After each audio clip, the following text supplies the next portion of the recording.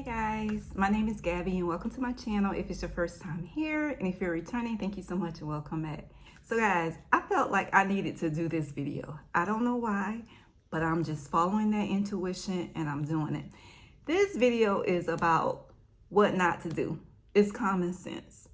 The way some people think is quite amazing sometimes. We know that there's going to be marriage fraud when it comes to immigration. There's going to be at least one or two people that's trying it.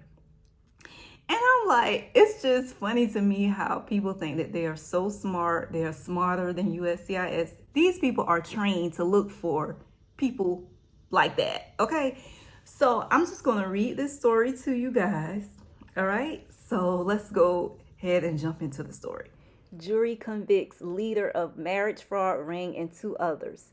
3 Houston residents have been found guilty after a 5-day jury trial for conspiracy to commit marriage fraud, aiding and abetting marriage fraud, theft of government funds, and false statements, announcing acting U.S. Attorney Abe Martinez along with Special Agent in Charge Mark B. Dodson of Immigration and Customs Enforcement, Homeland Security Investigations in Houston, District Director Tony Bryson of U.S. Citizenship and Immigration Services, District 33, and Special Agent in Charge Dax Roberson of U.S. Department of Agriculture, Office of Inspector General Investigations. The federal jury deliberated for approximately 4 hours before convicting Nigerian citizens for Laren H. Alibi, 35, and Justice Daniel, 41, and U.S. citizen Latricia Andrews, 37, all of Houston, of conspiracy to commit marriage fraud. Alibi was the leader of the conspiracy and also convicted of aiding and abetting marriage fraud. Daniel was further convicted of 1 count of marriage fraud, while the jury also convicted Andrews of aiding and abetting marriage fraud, theft of government funds, and false statements related to her Supplemental Nutrition Assistance Program applications. The verdicts bring to a total 11 defendants now convicted in 2 separate but related cases of marriage fraud in a scheme involving Nigerian nationals. 8 others had previously pleaded guilty for their roles in the scheme. Nigerian citizen Efoma Adolumekin, I'm butchering that name, 40, and U.S. citizen Charles R. Warren, 44, in the Alibi case, as well as Anisha Gable, 35, Anthony Andrews, 29, Shakathia Joseph, 41, and Trevor Frenney, 41, all of Houston, and Nigerian citizens Michael Nathan, 38, and Hawa Bello, 39, all of whom resided in Houston. A sham marriage is a marriage that is entered into for the primary purpose of circumventing the immigration laws. All 11 defendants conspired together in connection with a marriage fraud ring involving arranging sham marriages between recruited U.S. citizens and recruited Nigerian nationals. Evidence at trial revealed Alibi would search for and recruit Nigerian nationals at nightclubs.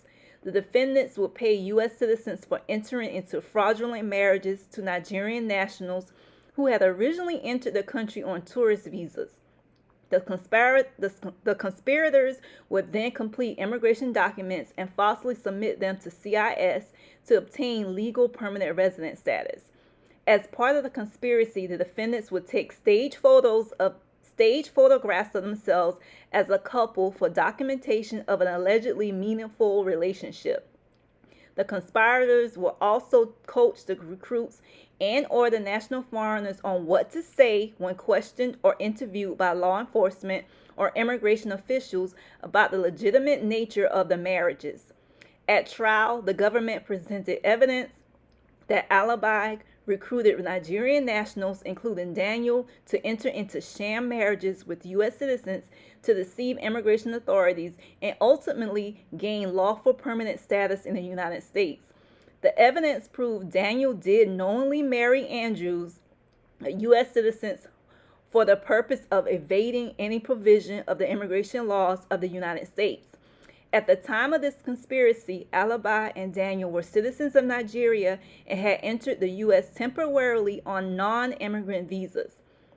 The jury also heard that Andrews submitted false SNAP applications claiming to be single, while at the same time filing sworn immigration documents claiming to be married to Daniel. The defense attempted to convince the jury that Andrews and Daniel had marital issues but were in a legitimate marriage despite all the documents and testimony to the contrary. The jury did not believe their claims and found them guilty as charged.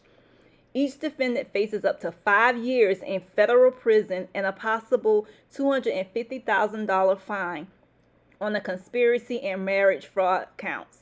Andrews also faces an additional 5 years for the false statements, as well as a maximum of 10 years for theft of government funds. Sentencing is set for August 3rd, 2017. All will remain in custody pending that hearing. USCIS